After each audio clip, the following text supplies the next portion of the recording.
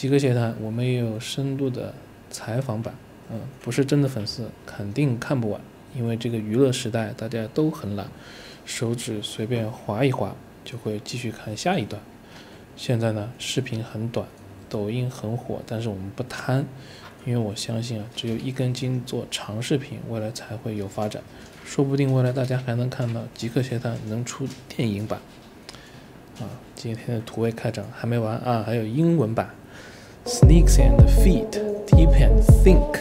We have in-depth interview for sneaker geek, not for easy come, easy go hype sneaker freak.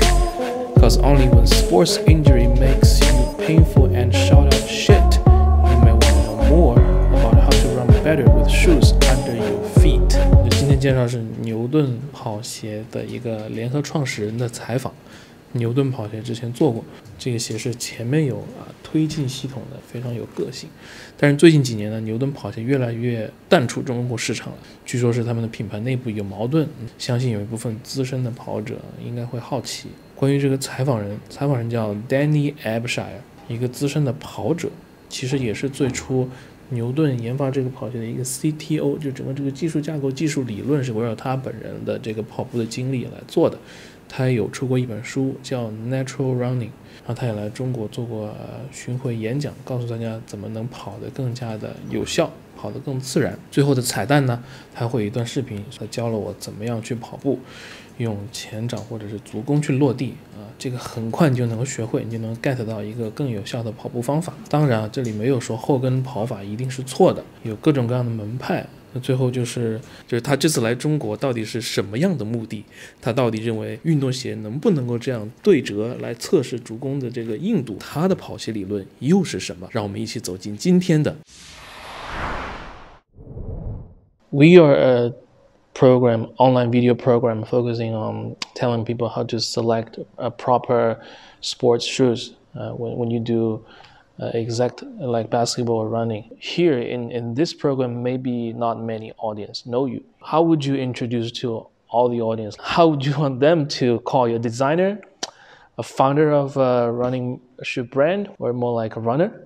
Well, I've been a lifelong runner, observing how people move. My basic background was always running. I started a company in Colorado, USA, called Active Imprints. And from Active Imprints, we worked with professional football players, professional baseball players, Olympians, 15 Ironman winners, all came to my business eventually because we were balancing their feet and had a lightweight orthotic system, unlike doctors provided, were kind of hard orthotics. And so we provided an alternative, more flexible, allow the foot to do more natural movements, but also balancing the areas of the foot so that you wouldn't have all these issues. I have 13 patents. I built the Newton running shoes in 2007. I was the first designer to make a more level shoe. So prior to my designs with Newton, there was no terminology called drop. They said the shoes were 24 millimeters high in the heel and 12 millimeters high in the forefoot. The terminology stack height or drop, was not talked about until I made Newton's more level. We had a 2 millimeter and a 3 millimeter differential between the heel height and the forefoot height. That kind of started because I built the technology higher in the front to absorb the shock. So instead of making compensating in the heel, I built the forefoot higher, and a lot of people thought that this did not move. But it's built on a stretching layer, and it's hollow behind. As you hit the ground, these move upward to absorb shock and then return the energy. I was also had the first online videos of talking about to runners how not to heel strike but land more parallel to the ground. You know, not necessarily, you know, on the ball, more parallel, and then allow the foot to spring forward. I eventually wrote a book called Natural Running, and with natural running and the Newton technology, I was trying to simulate more of how you would run without footwear and allow the shoe to flex and bend at the right place at the right time. Speaking of bend the shoes, like I always do a test to bend from the midfoot to verify whether this shoe is supportive in the arch part or not. Right. Do you think it's a right way to bend it here? Your foot doesn't actually bend there, right? So if you look at, you know, the arch of your foot, your arch is like this, right? Like an arch, right? Like a bridge. And it does not bend there. And people started trying to bend the shoe in the middle because they felt that would be stable, right? Fact is, if you land with your foot parallel to the ground or level to the ground, then your foot is already stable. So there's a lot of things that happened in the running shoe industry really don't correspond with what the foot does. And so I was trying to show that your heel is independent, and I had a stretch layer in there as well, so your heel would flex into there, but it's not for heel striking, because heel striking is the way we walk, right? So if we all go out and go for a walk, we put our heel first and roll through. But that's the walking gait. But if we try to run with the walking gait, we basically put the brakes on, we stop our forward progress, and we lose time, we pronate and supinate, and then we push off to start again. So that's a long process, that's walking. But if we run, basically we want to land more parallel, and then we don't have this loose ankle, so we don't have to worry about being stiff in the middle, but we do need to allow the shoe to flex, you know, where our toes flex, right? So getting back to all this, and so with the lower heel, you basically get the shoe out of your way. I know that's a funny saying, but if I had a higher heel, I want to put the heel first. If the shoe is more level, then my foot will be more level to the ground. I think most people who know you, they must know about your theory. But like most consumers, they are like educated by different brands. Higher stack height for more cushion, stronger arch support and stiffness under the arch will have better stiffness under your feet. When you do this, you must like hurt a lot of people like not that supportive. How would you like solve this kind of problem when you have like big pressure from other people and they have different voices, different opinions? Well, you know, of course the big brands have been around a long time. Nike, Asics, and Brooks. There's a lot of brands that they've been doing this for many years. Once Nike wanted to show you the airbag, they raised the heel. All of a sudden, people were striking their heel. And I call that overstriding. You have two impacts to your body.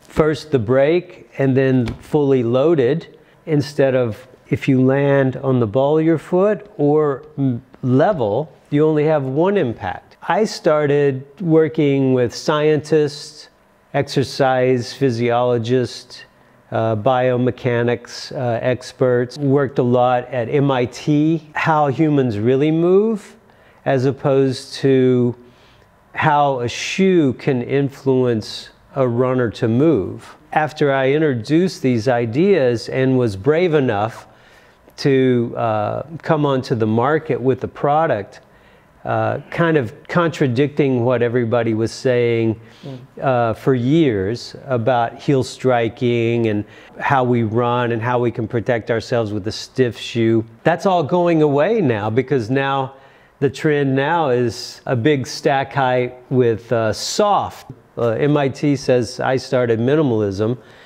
but that's also, I intended to be minimal but with protection, because the elastic in the Newton gives you protection from the impact. So it was a difficult time for me, because I had to go against the big brands and say, here's a different way to think about it.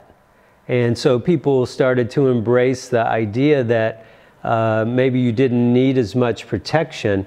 But there was also a confusion at the same time because of the book Born to Run. Then Vibram came out with the 5-finger barefoot shoe. And, you know, my only problem was you can't run barefoot on concrete.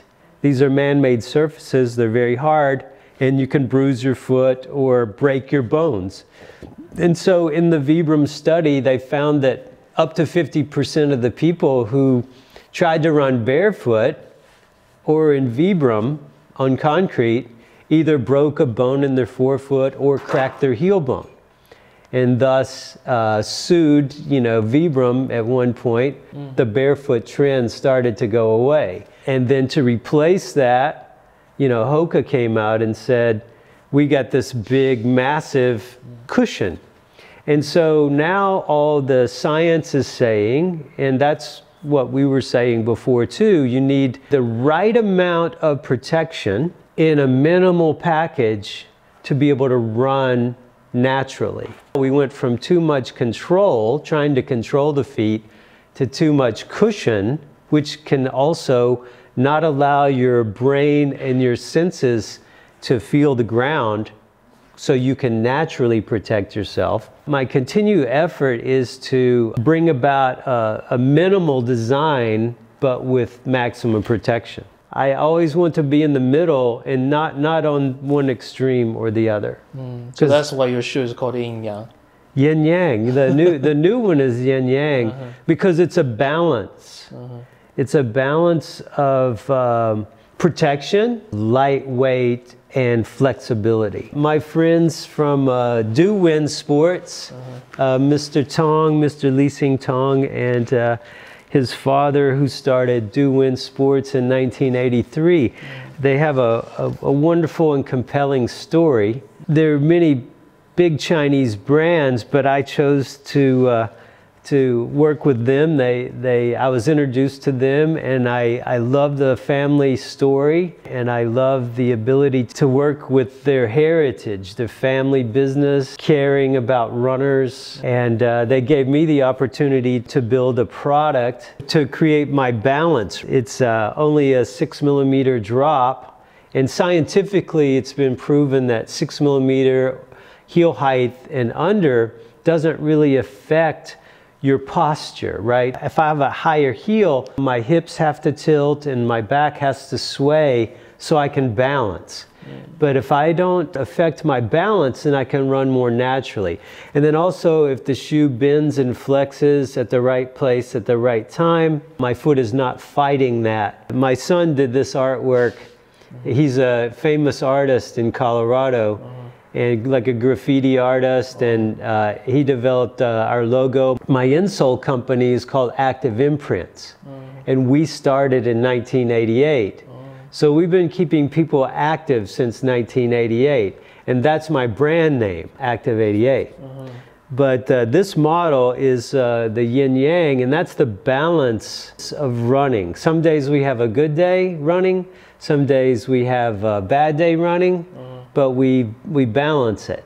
And sometimes we can run on the roads, and sometimes we can run on the trail, and that's a nice balance for the body. There's a lot of great features to the shoe, and this will be launching in the United States. We know you probably because of the running theory you promoted to us and Newton. What happened to Newton? Because first, at the very beginning, I knew about this brand because somebody from a really elite running group told me we're running with Newton. I said, what is Newton? I said, it must be a very, very new brand. Right. So after that, I did research online. So, Newton is already an old brand in America, right? But it's quite small, and it just came to China. But still not many people knew it. But after like 2 or 3 years, and like the brand is kind of vanished from the market in China. What happened? You know, I did all the patents, and I did all the grassroots marketing. we kind of grew very quickly from nothing to, you know, about 30 million in sales. And for a small brand, that was good. And he brought in investors and basically tried to grow too quickly.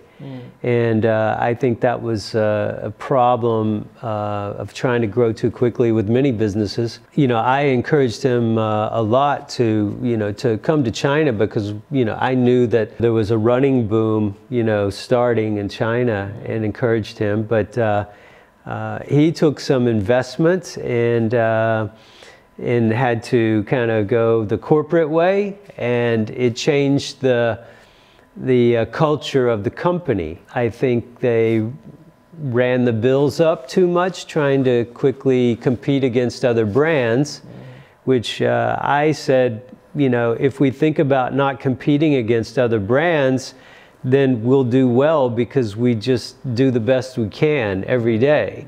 But once you have the pressure of saying, I'm competing against Brooks or Asics, that becomes a whole different story. You change your attitude. You don't take care of the people as much. And almost 2 years ago, they went from about, you know, 60 some odd people in the company, had lost so much. Everyone was pretty much let go. And I was a co-founder along with my wife, and I didn't feel comfortable. So I left the company. And, you know, a friend of mine, Philip Chin, had introduced me to Li Xing Tong. And so they invited me to come to Shanghai and Beijing to talk to their running groups and to talk about natural running. And so I was very impressed that many Chinese runners knew about my book, Natural Running, and were very interested in the thoughts. Newton was a great brand, and they now are mainly just online. They're not really trying to be aggressive with sales. In the US, we've already seen small brands like Ultron and Hoka Oni Oni, Newton coming out these years. They're doing great. Other brands, they're doing great. Yeah. So what is that kind of trend in the US? Will like Ultron or other small brands being purchased by other big brands, or will they still competing with Nike and Adidas and Asics? How will that develop? You know, when we came out as a really small brand in 2007, people were like, you're crazy, you know, you're crazy for doing this. But we gave the opportunity for other brands like Ultra and Hoka and other brands to emerge, to have the faith or confidence to say, wow, if Newton came out and they kind of shocked the world, they shocked the big brands, made people talk about running, that Ultra and other people could come forward and say, well, we want to get in this too. So I was able to influence other brands to, you know, kind of come along. And many people have told me that. Even the original owner of Ultra, Golden Harper, when I see him, he's like, you know, you allowed me to have faith to do this. Because as an individual or a small group, like we started Newton with like 4 people, which people, like we had a great branding agency, so we looked like a massive brand, but there was only 4 of us. People couldn't believe that. They were like, you're kidding me. You have this technology, you have, you know, marketing, you have, but we really focused on grassroots, and that's going to be my focus with Active 88, and also hopefully Do Win, is to be at the events and talk to the runners and show them the product and tell them how to be efficient. And once they experience that, they trust you. If you're knowledgeable and you have a good product and they trust you, you can grow. Just don't be greedy with your growth, right? Be happy with your progress. So I'm excited to do that again. But again, it is tough I think the first thing, if you think about competition, that's daunting, you know, that's too scary. But if you think about, I'm going to build the best product I can build, and then I'm going to believe in my history, you know, and I'm going to continue, you know, to talk about natural running instead of you need all this cushion or you need all this support.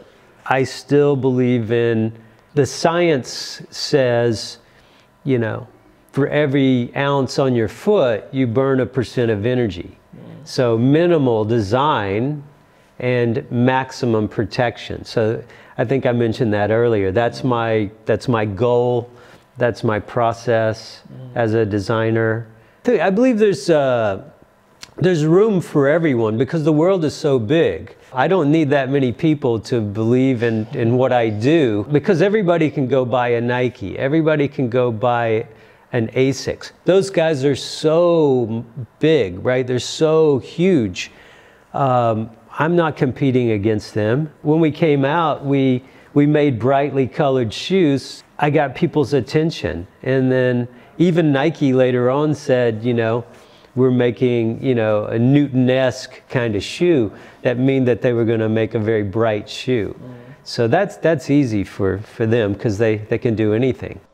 Because same thing happened in China. Big brands in China, they don't have technologies and they don't have this running categories. They do like all kinds of sports shoes, but not that specific on runnings. So they began to make joint ventures with overseas companies like Saucony. Yeah, one China company called X-Step. They had a joint company with Saucony and they were going to reproduce all the markets and all the products for China. And probably Saucony will give them some technologies that they already have. So this is a new trend happening in China. But this is a trend. So this kind of it's also battle, you know? Yeah. It's a very complex and very chaotic situation. So it's same. I know what you mean. I think, but now that you're having a little bit more of a running revolution, I think people are kind of, you know, brands are trying to like figure it out, right?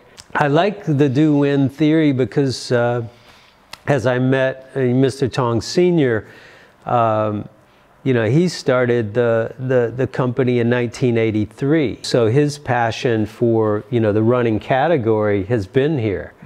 And so I think it would be nice to, you know, introduce do-win to more Chinese and sort of a, you know, in a fashion that these guys are original Chinese brand. They care about running. I'm certainly, you know, want to work more with them and work more with the Chinese runner.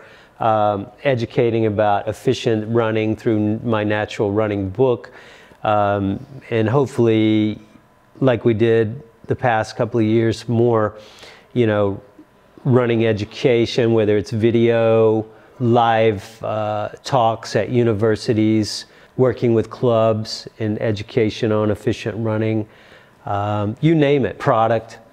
I have a new insole product as well, which, you know, is spinning off of my active imprints history. So balancing just nicely as opposed to, you know, corrective orthotic that costs a lot of money, you know, more for the masses.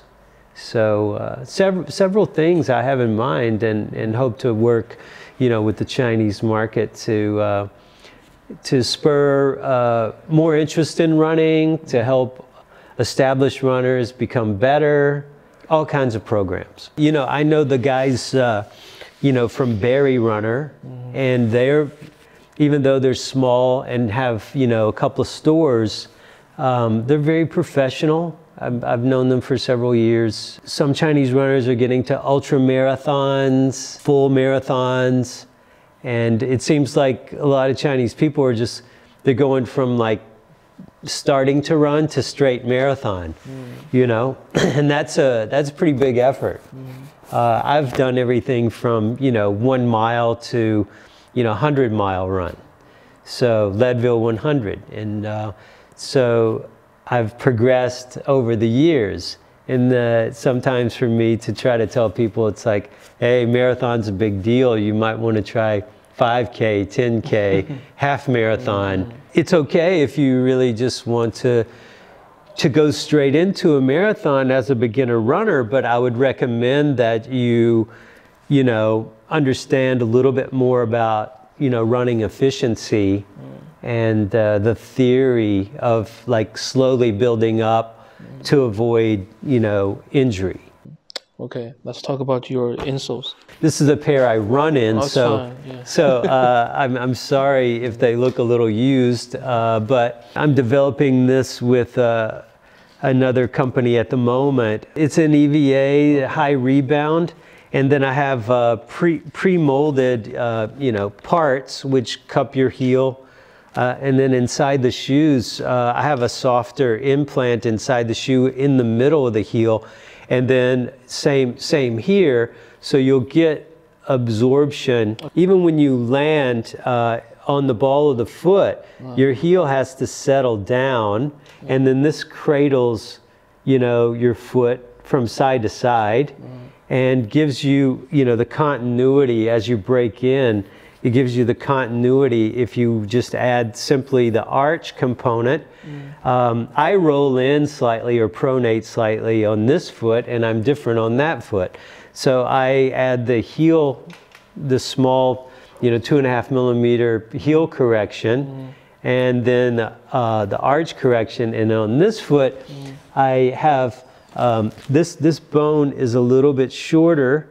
So then this is braced up here. So everyone has slightly different bone structure.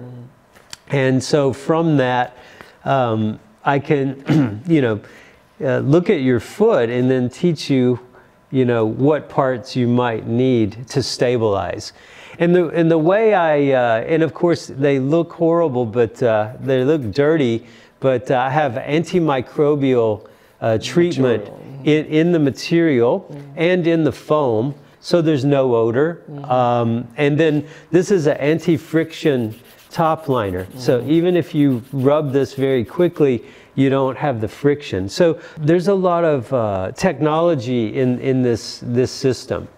And I hope to work with Du Wen on this system that we could bring to Chinese runners to say, if you took a photo of your foot, or if your old liner, you pull the liner out of your old shoe and it looks like this, then you will apply part A, B, C, D, right? So we're working on that as well. The gray area is it's a harder density. So in the heel, it cradles your heel. This one is like a counter. Right, it's similar, right? Because then you keep your foot sort of like your heel bone. If you cup your heel bone, it actually adds more natural padding.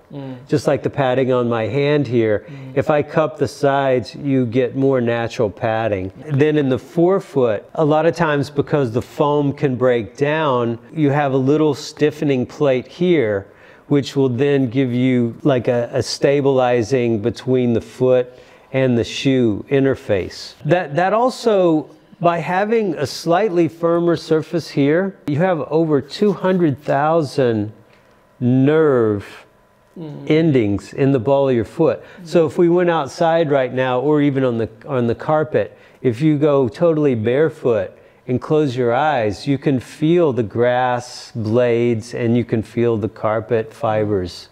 So this plate, as we found out through the Newton research, this plate helps you understand where your foot is before it's on the ground. So if you have something slightly firmer next to your foot, you can determine where your foot is even before it's on the ground.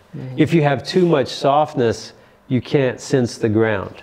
The densities are different. We have a firmer density areas, and then the corrective or stabilizing, balancing parts are a little bit firmer as well. And then the interface in between is firm but flexible. Okay, so your arch is a little bit lower than normal arch height, right? Right. It's not always necessary to like force your arch up, because your arch actually needs to flex a little. When you hit the ground, your foot should flex a little bit in the arch, and it should flex a little bit in the ball of the foot. And those are normal movements. Your metatarsal arch and your longitudinal arch. This is called longitudinal arch here, and then your metatarsal arch should be slightly flexed. And most people over time is not. Like you said, all the arch supports in running shoes in ASICs and dual density setups are all because of their drops are too high. That's my opinion, is if you have too high of a drop, then you have to try to control the foot. So any shoes above 6 millimeter heel to toe drop needs extra support for their arch and for pronation, right? Like dual density midsole. Right. That's my findings over time, and I know there's studies in the U.S. about that. So with my footwear, I'm going to try to keep it sort of in that zone. That's like, on the contrary, your theory is like you don't need to build all of this support because you can lower your heel to toe drop to a natural standard. Right. And let your arch itself to stretch and flex, right? And let your pronation cut a little bit degrees of pronation, right? To a natural pronation. Right. So you don't think pronation is a bad issue. It's kind of a natural for people who have higher arch or lower arch. Right. So what I've found over time is with all the elite athletes we worked with, this device has sort of come about over the years. When I work with like Olympic champions, Ironman winners, they don't want to have a heavy orthotic. They don't want to have a lot of control. They want to try to have good flexibility in their muscles, right? So if my calf muscle and my lower leg are nice and flexible and I'm balanced, I don't need as much. The idea is if I'm injured, maybe I need a little more to get better, but then I want to try to come back a little more natural strength. This developed out of helping, a lot of Olympians, if they were in their racing shoes or track shoes, there's no space in the shoes, right? They're already snug. So we started adjusting the sock liner or the insole for these athletes and making small adjustments for them. They performed well and they stayed less injured. So instead of making $300 orthotic or $600 orthotic, we started making these small corrections.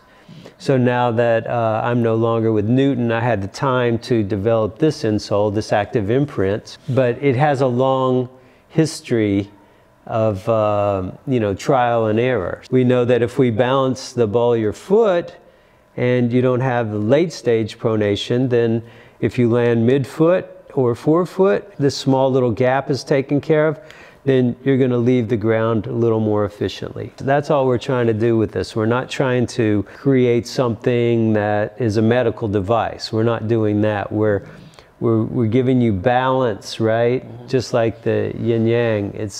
We're giving you a balance. We're not trying to overdo it or underdo it. How would you inspect their gates and gravity lines? You do it through computer scanning or? That's a cool thing. I was talking to Lee Sin about it.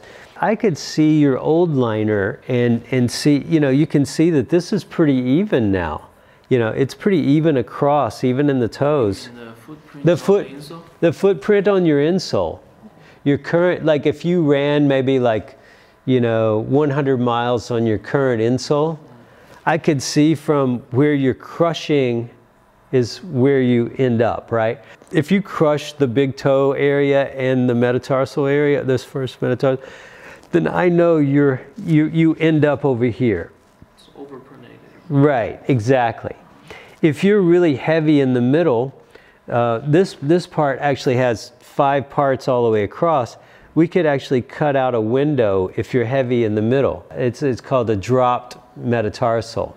So if it's heavy pressure, then we can cut a window out, and then, because this is all self-adhesive, it's their adhesive parts. So, and then other people, maybe they're having like knee pain on the inside, and they're more bow-legged, and so we might need to brace them on the outside to keep the knee level. So getting back to that, it's where you crush your liner is where we would support you, right, with our system. You know, if you had any discomfort from that, you just peel off the liner and use the arch component. So it's a way of balancing that can be very helpful. The other part could be, you know, an app to watch you run.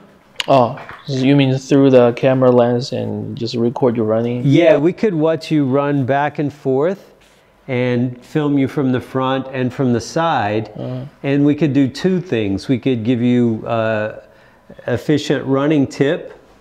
You're overstriding, you know, have higher cadence and get a little more forward with your upper body. And then along with that, adjust your foot position. And now you should enjoy, you know, much more comfort.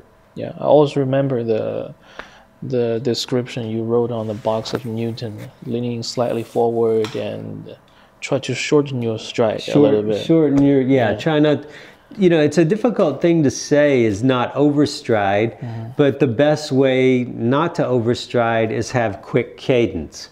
So the easy way to tell people is shorter stride, quick turnover, stand up tall posture, but then let the body slightly fall. And then use that gravity to guide you. That's right. That's right. I know we were talking earlier, it's like my friends at MIT, we definitely talked a lot about how gravity affects running. That was a big study when I was with Newton. Gravity does not work for or against a runner because of a relative low center of mass, but the runner can work against themselves. So that's where the educational component comes in, and how you would run more naturally, you can be more efficient and work less against yourself. After so many years, you have been so focused on your theory, and I think I have been already seeing some changes in big brands like ASICS. They have just invented their first zero drop running shoe. So after hearing all this, will you feel like being a little bit happy? I'm very humble. I mean, I'm not, don't have a very big ego, but sometimes that could be not so good either. I'm very happy that I've been able to influence other small brands to come into the running community. I'm happy that I've used a lot of my theories and a lot of my life work for insoles and footwear. I've had thousands of runners come to me and say, you changed my life. I had faster times, or my knee doesn't hurt anymore. A lot of these things, or I thought I had to stop running and now I run with no problem because of efficient running and my book Natural Running. So yeah, I feel very pleased and honored that I've been able to take something that I enjoy so much and, you know, help others. Hope you can like cooperate with the doing and help more Chinese runners to solve their problems. I'd love to do that. Okay. I'd love to. Thank you, Daniel. Thank you, Victor. Thank you.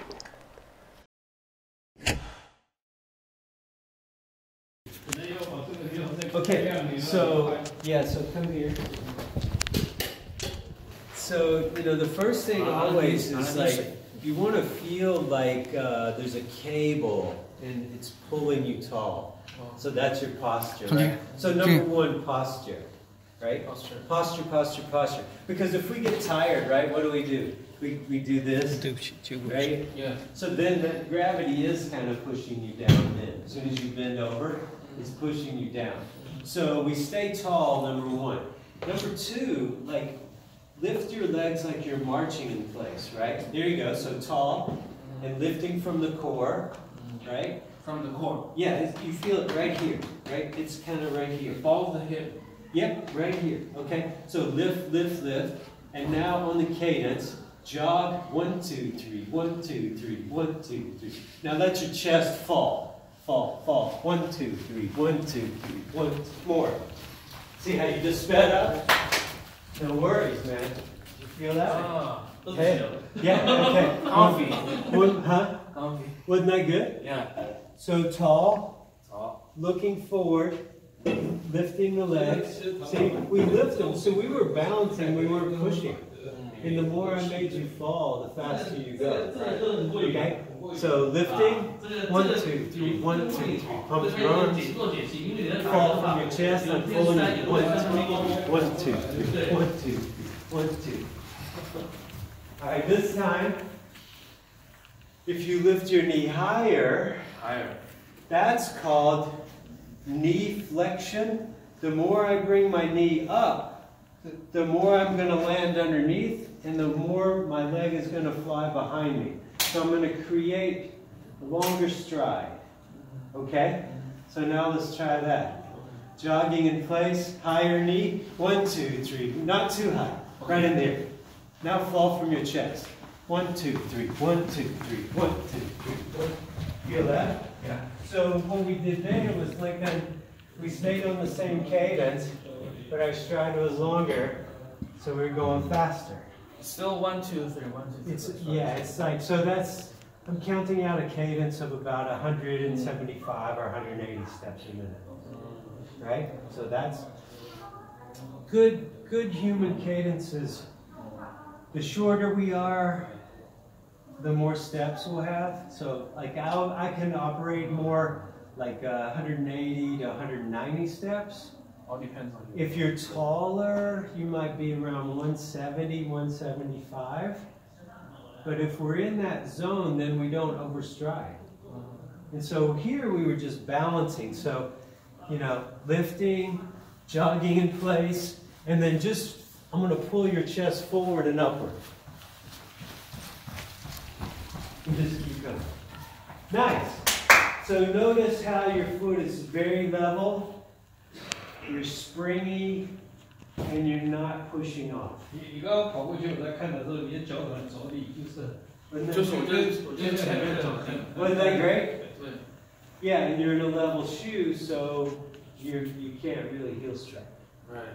Didn't that feel different than you normally run? Sure. I don't need heel strike anymore. Yeah. Perfect. Yeah, so it all comes from starting by the lifting. We lift instead of push. This Yeah. 1, 2, 3, 1, 2, 3. And now just feel your chest being forward and up. Here's a good one. Pretend to be Superman. And that will like put you in the right position. That'll put your chest in the right position. It won't let you bend from the waist. So if I say I'm going to put my arms down and back, watch this. So that puts you in the right position. So try that. Now pump your arms and run. Perfect. Nice. 你现在跑的话，你都是 4-foot 的，对。Yeah, that's 4-foot running, and the 4-foot is like, see, when you march in place, you go ball heel. See, ball heel, now 这 jog. 是脚掌的部位。 ball first, heel second. Yeah, ball heel, ball heel, ball 这 heel, 一定 ball. 是这样的。 Yeah, now 然后你 get 习 your 惯了这 chest 个动作，再 forward. 开始跑。 Now pump your arms and 自然 run. 而然就前掌着地。对，所以它也是有个后踢腿的这个动作。对的，他那个是主要是为了让你的脚步跨的比较。对。那个跟国内的跑者有的时候那照片拍出来，我一看他腿踢的，我就知道这个人跑得不错了。